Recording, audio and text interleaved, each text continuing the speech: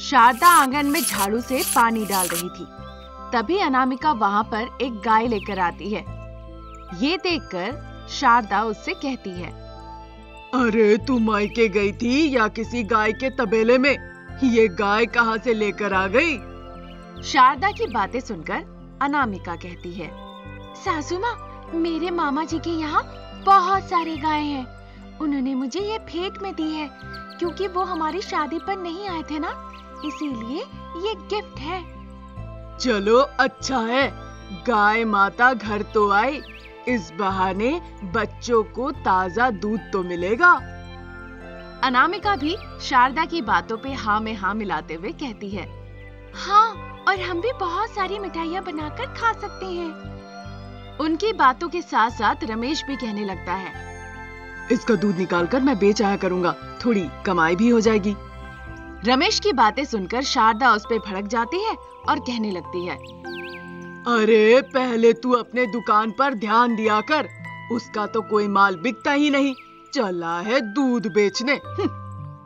शारदा की बातें सुनकर अनामिका को उसके मामा की कही हुई एक बात याद आती है और वो कहने लगती है, सासू माँ, वैसे भी मेरे मामा ने कहा था, इसका दूध बेचना मत, भले ही दान कर देना। अनामिका की ऐसी बातें सुनकर शारदा बहुत आश्चर्य होती है। फिर वो कहती है, ये तो अजीब बात कह दी तेरे मामा ने। चलो ठीक है, हम भी तेरे मामा की बात मान ही लेते हैं और पड़ोसियों को दान ही कर दिया करेंगे दूध। दूसरे दिन सवेरे अनामिका गाय का दूध निकालती है, अपने पड़ोसियों को दान कर देती है और कुछ दूध एक बर्तन में घर के अंदर रख देती है। जब शारदा उस बर्तन को दोपहर में खोल के देखती है तो चौंक जाती है। बर्तन में ढेर सारे पैसे थे। ये देखकर शारदा कहती है, अरे बहू, इस बर्तन में इतने सारे पैसे कहाँ से आ गए? शारदा की बातें सुन के अनामिका को भी कुछ समझ में नहीं आता। तब वो कहती है, मुझे नहीं पता माँ जी, इसमें तो मैंने दूध रखा था। अनामिका को पता ना होने की वजह से शारदा का पूरा शक रमेश पे जाता है और वो कहती है, मुझे लगता है रमेश का दुकान कुछ ठीक नहीं चल रहा है, इसीलिए उसने चोरी का धंधा शुरू कर दिया है। अभी लेती हूँ उसकी खबर। जब शारदा और अनामिका ऐसी बातें कर ही रहे थे, तभी कुमारी और रमेश भी वहाँ आते हैं।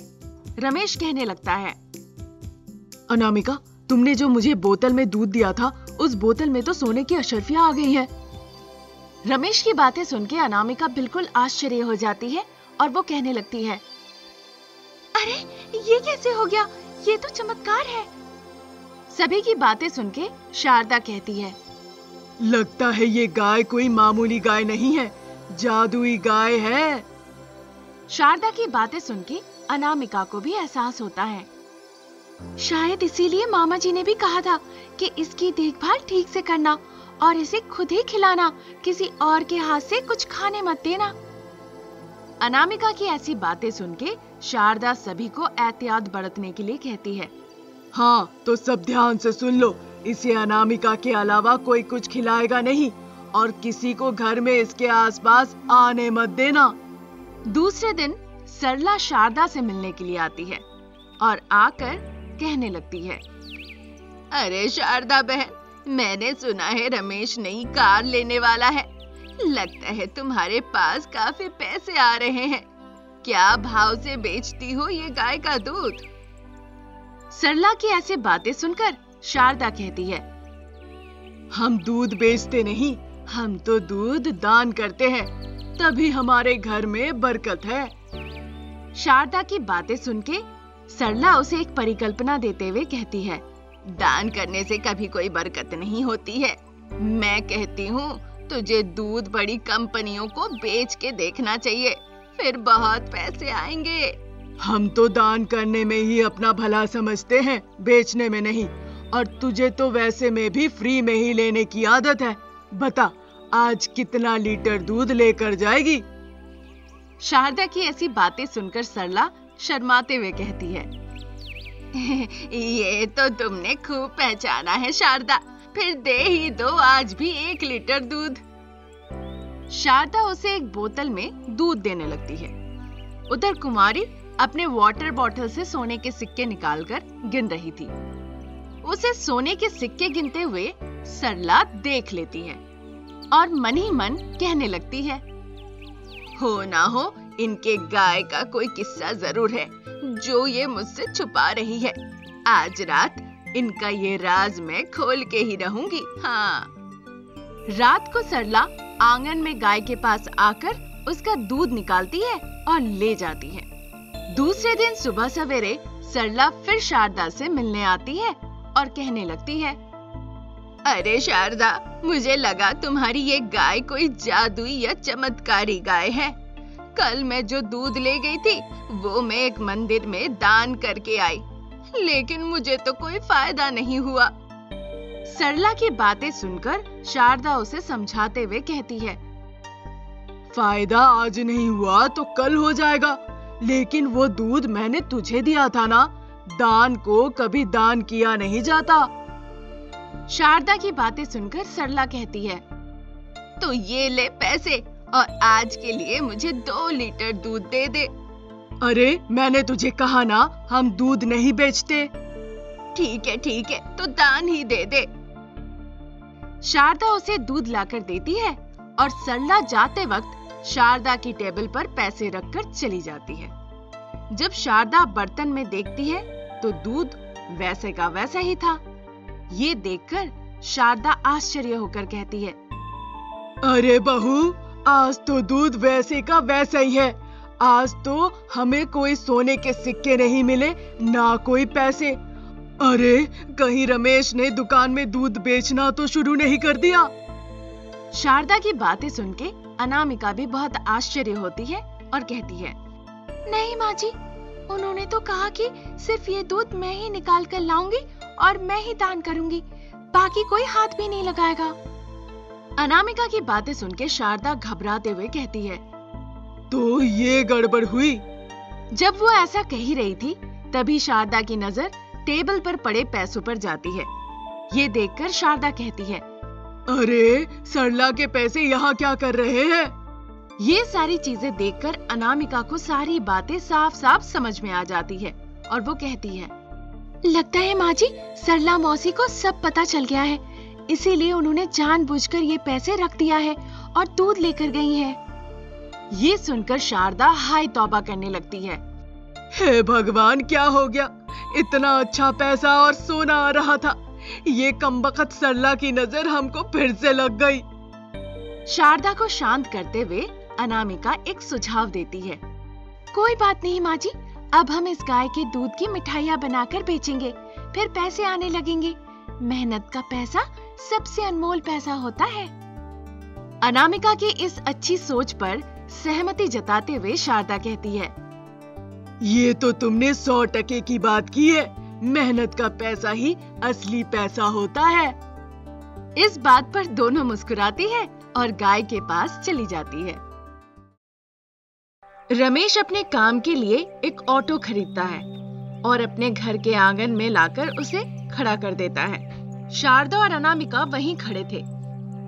रमेश आके उन्हें कहने लगता है, मेरे माल की डिलीवरी अब से मैं इसी ऑटो से करूंगा। रमेश की बातें सुन के शारदा कहती है, अरे इतना बड़ा ऑटो ले लिया, लेकिन ड्राइवर भी तो लगेगा, नया खर्च हो गया तो कैसे करेगा? मैंने सब सोच रखा है, अनामिका को सभी गाड़ी चलानी आती है, अब से वो मेरे साथ ड्राइवर बनेगी। तभी शारदा रमेश की बातों का मजाक उड़ाते हुए कहती है, अरे ये तो पगली ऑटो भी रिक्शा के तरह ही चलाएगी, इसे कुछ नहीं आता, उल्टा बिजनेस ठप हो जाएगा। शारदा की ऐसी बातें सुन के अनामिका को बड़ा गुस्सा आता है और वो कहने लगती है, अरे माँ जी, आप आराम करके घर पे बैठिए और देखिए मैं कैसे सारे माल की डिलीवरी करके ढेर सारे पैसे ले आती हूँ। गलती से अपने मायके मत चले जाना, नहीं तो वो लोग सारा माल तो रख ही लेंगे और पैसे कभी नहीं देंगे। अरे माँ जी, मायके से याद आया, मेरे मायके वाले आपके बारे में पूछ रहे थे, कह रहे थे कि यहाँ एक डॉक्टर है जो हार्ट अटैक वालों का सही इलाज करते हैं। अनामिका की बातें सुन के शारदा को बड़ा गुस्सा आता है। फिर शुरू हो गई। वो दिन खत्म हो जाता है। रमेश और अनामिका ऑटो लेकर डिलीवरी के लिए निकलते हैं और एक पेट्रोल पंप पे पेट्रोल भरते हैं। तभी रमेश कहने लगता है, अरे अनामिका, पेट्रोल का ढक्कन तो बंद कर दो, वरना पेट्रोल रास्ते पर ही बह जाएगा और पहले दिन ही नुकसान हो जाएगा। अनामिका पेट्रोल का ढक्कन बंद करने जाती है और उसके हाथ से एक नोट टैंक में चली जाती है।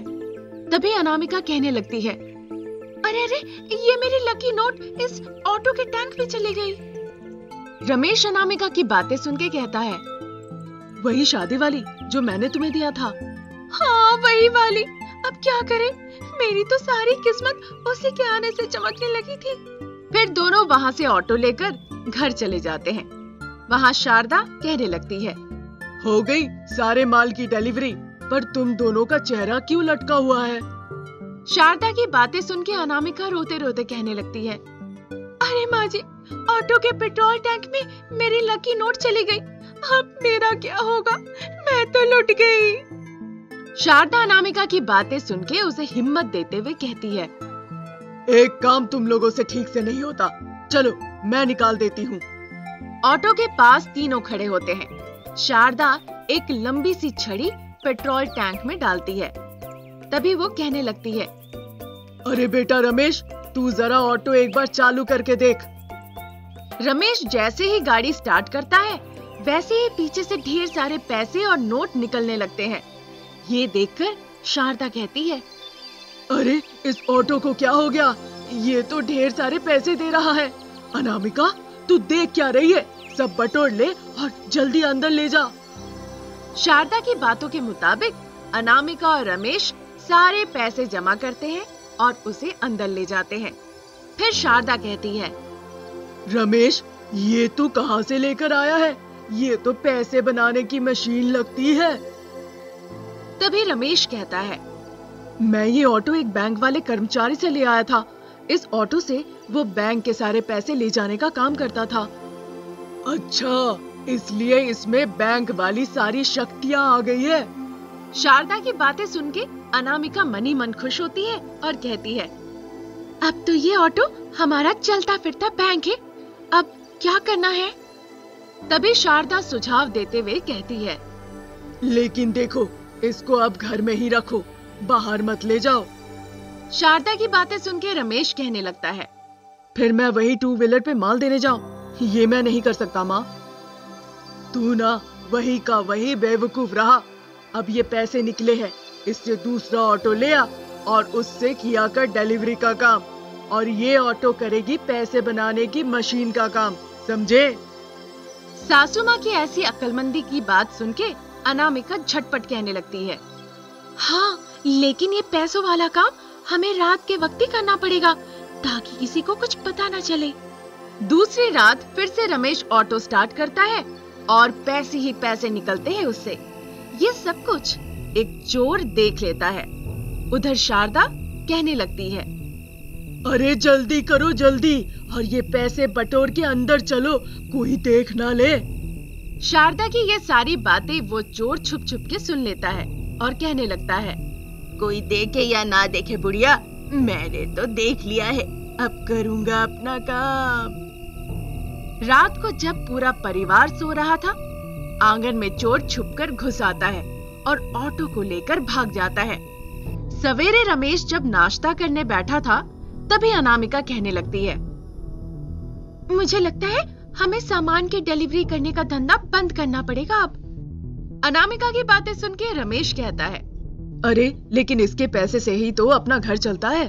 तभी शारदा भी अनामिका का साथ देते हुए कहती है, अरे सही कह रही है बहू, अब इतना पैसा आ गया है तो खुद का कोई बिजनेस डाल दे। अनामिका के दिमाग में एक तरकीब आती है और वो कहती है, एक साड़ी का दुकान डालते हैं मार्केट में, आजकल साड़ी का दुकान खूब चलता है। अरे साड़ी ही क्यों, हम कुछ और दिनों के बाद एक बड़ा सा मॉल ही खोल लेते हैं। शारदा की ऐसी बड़ी परिकल्पना सुन के अनामिका कहती है, हाँ, ये माँ जी ने की बड़े लोगों वाली बात। छोटा मैं कुछ सोचती ही नहीं। उन दोनों की बातें सुन के रमेश कहता है, अरे लेकिन माँ, मॉल के लिए बहुत पैसे खर्च हो जाएंगे, साड़ी का दुकान ही ठीक है। रमेश की बातों को काटते हुए शारदा कहती है, तेरा बस चले तो कच्चे बनियान का भी दुकान डाल देगा, बनेगा तो मॉल ही। अरे माँ, मॉल के लिए बहुत सारी परमिशन लगती है। तभी अनामिका कहती है, इतने पैसे आएंगे तो थोड़ा नेता लोगों को भी खिला पिला देंगे, क्या माँ जी? अरे खिला भी देंगे और जो पीते हैं उन्हें पिला भी देंगे। जा अभी जा और ऑटो स्टार्ट कर, और जितने पैसे निकलते हैं उससे आज ही के आज मॉल की जमीन खरीदते हैं। शारदा के मुताबिक रमेश बाहर जाता है और वहाँ से वो चिल्लाने लगता है। उसके चिल्लाने की आवाज सुन के शारदा और अनामिका भाग के आंगन में आती है। वहाँ ऑटो नहीं था। ये देखकर वो तीनों हैरान रह जाते हैं। अरे ये क्या हो गया? ऑटो कहाँ गया? मुझे लगता है माँ चोरी हो गई। मैं तो बार बार कहता हूँ, लालच बुरी बला है।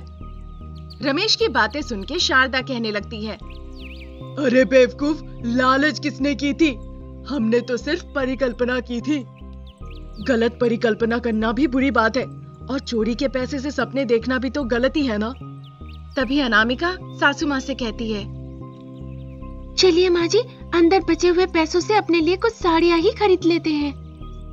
अनामिका की बातें सुन के रमेश कहता है, अरे वो तो मैंने ऑटो में ही रखे थे। रमेश की ऐसी बातें सुन के शारदा के तो पैरों तले जमीन ही खिसक जाती है। हाय रे, हम लुट गए बहू। हाथ आया पैसा पर मुंह ना लगा। शारदा की बातें सुन के रमेश मुस्कुराता है। अनामिका और शारदा जमीन पर बैठ जाती है और कहानी यहीं खत्म होती है।